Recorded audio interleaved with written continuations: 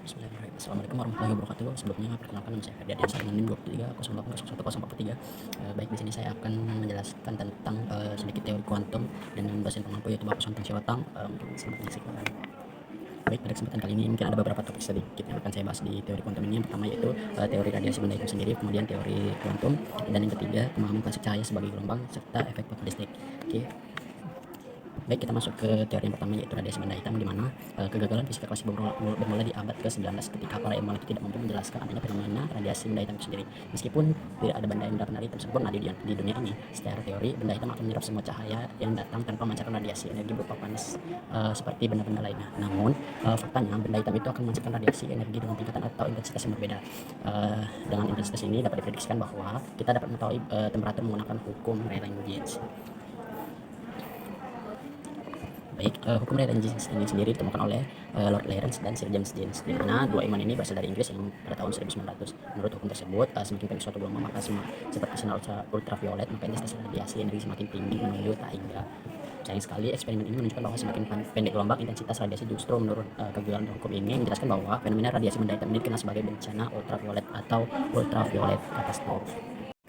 Baik, di sini kita masuk ke teori yang kedua yaitu sedikit teori tentang fisika kuantum atau teori kuantum, di mana pada tahun 1900 seorang fisikawan asal Jerman yaitu Max Planck muncul dengan gebrakan baru, yang mana pada awal tersebut Max Planck itu menjelaskan bahwasanya permasalahan bencana ultraviolet ini tidak mampu dijelaskan oleh ilmuwan lainnya.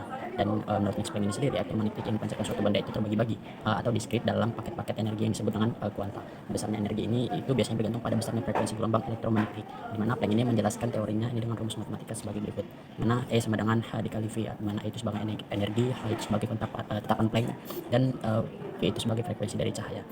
Teori Planck ini sendiri mampu menjelaskan bencana ultraviolet, yang mana hasil dari perhitungan ini sama dengan perhitungan Planck, sama dengan perhitungan eksperimen sebelumnya, yang mana mereka menunjukkan grafik pengamatan benda hitam dengan pola yang sama. Atas penemuannya ini, Max Planck mendapat penghargaan Nobel Fisika pada tahun 1918, di mana teori Planck ini kemudian dibikin sebagai teori kuantum yang mengawali peralihan fisika klasik menuju dengan fisika modern. Masuk kita ke teori yang ketiga, di mana Isaac Newton ini mengatakan bahwasannya cahaya itu terdiri dari partikel-partikel yang sangat kecil.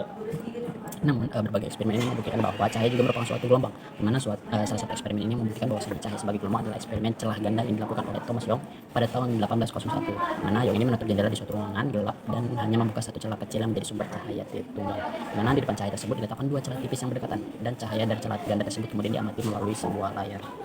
Menurut teori Newton ini hanya akan ada dua titik terang yang terlihat di layar karena partikel bergerak lurus melalui dua celah yang ada. Namun yang terbentuk di layar adalah pola gelap terang.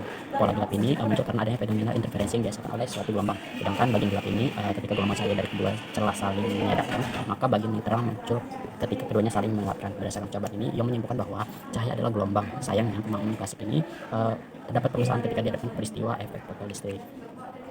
Baik, kita masuk ke bagian yang keempat yaitu mengenai teori efek fotolistrik, di mana efek fotolistrik ini pertama kali diamati oleh fisikawan Jerman yaitu Heinrich Hertz pada tahun 1887, di mana peristiwa ini berkaitan dengan suatu permukaan yang disinari oleh cahaya, di mana hasil dari pengembangan ini nantinya akan melepas suatu elektron dari permukaan logam, mana elektron yang lepas ini akan dapat diketahui karena adanya muncul arus. Kemudian arus ini disebut sebagai efek fotolistrik. Dan menurut Young sendiri, cahaya adalah gelombang yang mampu melepaskan elektron karena adanya transfer energi dari cahaya ke elektron. Energi elektron itu sendiri lepas dari permukaan logam ketika dia dipengaruhi oleh intensitas cahaya, yakni seberapa terang cahaya tersebut menyinari permukaan logam, maka terang cahaya itu semakin terang dan semakin besar energi elektronnya.